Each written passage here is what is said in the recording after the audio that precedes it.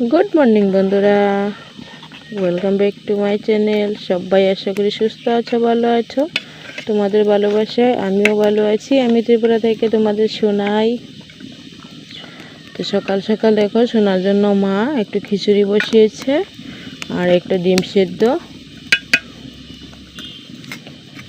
এদিকে ডিম সেদ্ধটা হয়ে গেছে, ও খাবে এখন। আর এটা নামিয়ে তো কালকে যে শাকগুলো উঠিয়েছি সেগুলো রান্না করব। আর এই চুলার মধ্যে রান্নাটা কিন্তু সকাল সকাল হলে ভালো লাগে, না হলে প্রচুর গরম লাগে পড়ে। আর তার মধ্যে এই জায়গা তো খোলা জায়গা, রৌদ্র আসে। তো মা ওইদিকে দুধ দুয়াচ্ছে আর সোনা সোনা ছাতা নিয়ে খেলা করছে। বাবাও আছে, বাবা বাছুর ধরছে, না হলে গায়ে ধোয়াতে পারে না। তো তোমাদের সাথে শেয়ার করব। আর এদিকে আমি শাকটা বসাই। গ্রামের এই দৃশ্যগুলো কিন্তু খুব সুন্দর লাগে দেখতে, তাই না বলো? এই যে দুধ দোয়াচ্ছে মা, এই দৃশ্যগুলো শহরে কোথায় দেখতে পাওয়া বলো? কোথাও দেখতে পাওয়া যায় না। তো এদিকে মা সকাল সকাল মাই দোয়াই, বাবা পারে দোয়াই কিন্তু কম, ভালোভাবে ধোয়াতে পারে না। মা দোয়ালে একটু বেশি ধোয়াতে পারে। তো এদিকে মা দুধটা ধুয়ে নিচ্ছে আর মেয়ে তো আছেই সাইডে খেলা করছে ছাতা নিয়ে। আর এদিকে আমি রান্নাটা করে নিচ্ছি, কারণ মা রেগার কাজে যাবে। তো বাবা রেগার কাজে গিয়ে পারে না সেরকম, তো মাই করে, বাবা করে না। তো এদিকে এই যে শাকটা বসিয়েছিলাম, শাকটা আমি ফোড়ন দিয়ে করেছি আর সাথে দিয়েছি সিমের বিচি, কাঁচা লঙ্কা। তো নুন হলুদ দিয়ে আমি ঢাকা দিয়ে নিয়েছিলাম। আর নামানোর সময় একটু ঘি দিয়ে নামিয়ে নেব, কারণ বাড়িতে ঘি আছে। এইখানটায় আছে কালকের দুধটা, তো এটাকে একটা ফেনা উঠিয়ে নিয়েছি। আর এটা আছে আজকের দুধ। আজকের দুধটা একটু পরিমাণে কম দিয়েছে, অন্যদিন আরও বেশি দেয়। তো আজকে খুব সকালে দুয়ে নিয়েছে, তো প্রায় সাড়ে 7টার দিকে মা দুধ দুইয়ে নিয়েছে। আর দেখো মেয়ে ফেলে দিয়েছে, যা দুষ্টামি করছে, মানে বিড়াল বাচ্চাকে নিয়ে। তো আমি দুধটা এখন ঢেলে দিই, তারপর দেখেছি। এই তো এটুকু হয়েছে। আর দেখো কি করছে এই বেড়ালগুলোকে, মানে একটু শান্তি দেয় না বেড়ালগুলোকে, যা দুষ্টামি করে। তো দুধটা এখন জাল দিই, তো তারপর জল উঠাবো। জল এসেছে, খিদেও লেগেছে, ভাত খাবো। 8:30 মতো বাজে। তো এত সকালে ভাত খাবো না, ভাত খাবো না, মুড়ি খাবো একটু দই দিয়ে। পড়ছিস? হ্যাঁ, কামড় দিছে দেখি।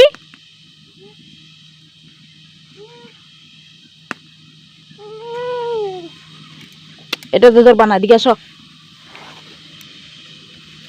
দেখো সে সারা শরীরে বিড়ালের লোম।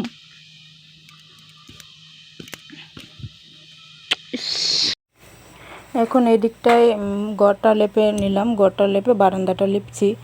শুধু গোবর দিয়ে লিপছি, কারণ প্রচুর ধুল উঠে এখন। এরকম এত রৌদ্র ওঠে, কাঠফাটা রৌদ্র। তো সেই রোদের জন্য না, ঘর দরজা ঝাড় দিলেও প্রচুর ধুল পড়ে, একদম শুকেজে ধুল পড়ে সাদা হয়ে যায়। আমি এসে কিন্তু 2 দিন শুকেজ মুছেছি, তার মধ্যেও আবার সাদা হয়ে গেছে। মানে প্রত্যেক দিন মুছতে হয়, তো মা প্রত্যেক দিন মুছে না, আমি আসার পর মুছছি। তো ভাবলাম, মাই বলছিল যে গোবর দিয়ে শুধু ঘরটা একটু লেপতে, তো মা কখন লেপবে সেই জন্য আমি লিপে দিচ্ছি। ঘরটা লিপে নেওয়া হয়েছে, বারান্দাটা লিপছি। আর দাটা সামনে আমি রেখেছিলাম, কিন্তু ক্যামেরায় যে এভাবে উঠে যাবে সেটা বুঝতে পারিনি। তো দেখো সামনে কিন্তু দাটা রাখা আছে, প্লিজ তোমরা একটু ক্ষমা দৃষ্টিতে দেখো। আসলে এখানটায় বাবা কাঠ কেটেছিল, তো দাটা বারান্দায় ছিল। আমি যে লেপার সময় সাইড করে এখানে রেখেছি, বলতে আবার লেপে সাইডে নিয়ে যাব, তো এখানটাই রয়ে গেছে। তো দেখো আমি কিন্তু শুধু গোবর দিয়ে লেপে নিলাম, তারপর একদম স্নান দান করে পুজো দিয়ে দিলাম। মা মেয়ে পুজো দেওয়ার সময় মা এসেছে। তারপর মা কী করলো, সকালে একটা বেল নিয়ে এসেছিলো, তো ভেবেছিলাম কালকে সকালে পানা করব। তো মা দুপুরবেলায় বেলটা ভেঙে নিয়েছে। মা বলছিল যে বেলটা এমনিতে খেতে, মানে চেষে চেষে। তো আমি বলছি আমি এভাবে বেল খেতে পারি না, আমার পছন্দ হয় না, ভালো লাগে না খেতে। তো পানা করে খাবো, পানা করে হলে বিচিগুলো থাকে না, আঠাগুলো থাকে না, সুন্দরভাবে ফেলে দেওয়া যায়। তো সেই জন্য দেখো হালকা একটু জল দিয়ে মেখে নিয়েছি, তারপর মা দই দিয়ে দিয়েছে। তো আমরা কিন্তু টক দই দিয়েই খাই। তো একটু নুন দিয়েছে, আর চিনি দিতে হয়নি, কারণ খুবই মিষ্টি ছিল। তো তার মধ্যে ভাই এসেছে। কালকে ভিডিওতে বলেছিলাম যে ভাই শ্বশুর বাড়িতে থাকে। আসলে ভাই থাকে না, ভাই থাকে রেলের মধ্যে কাজ করে থাকে।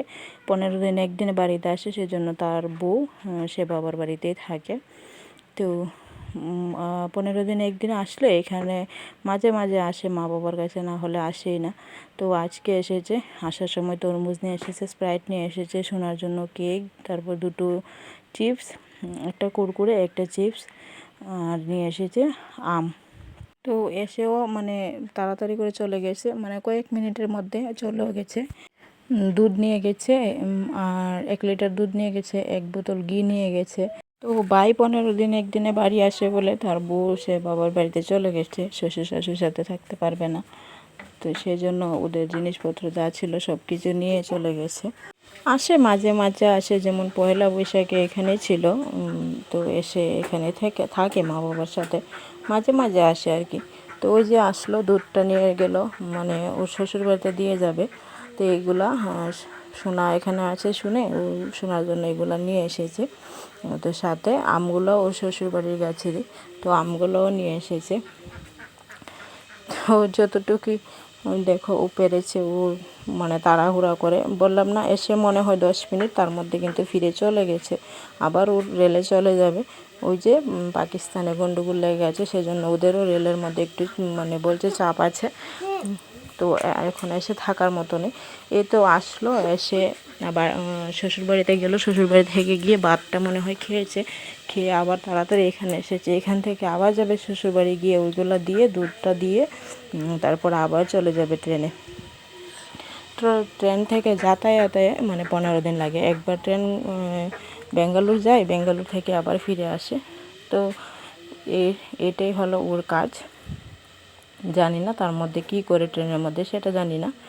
তো এদিকে শোনার জন্য এই যে এগুলো নিয়ে এসেছে, আর নিয়ে এসেছে আমগুলো। তো আজকের ভিডিওটা তোমাদের কীরকম লাগলো সবাই তোমরা কমেন্ট করে জানাবে।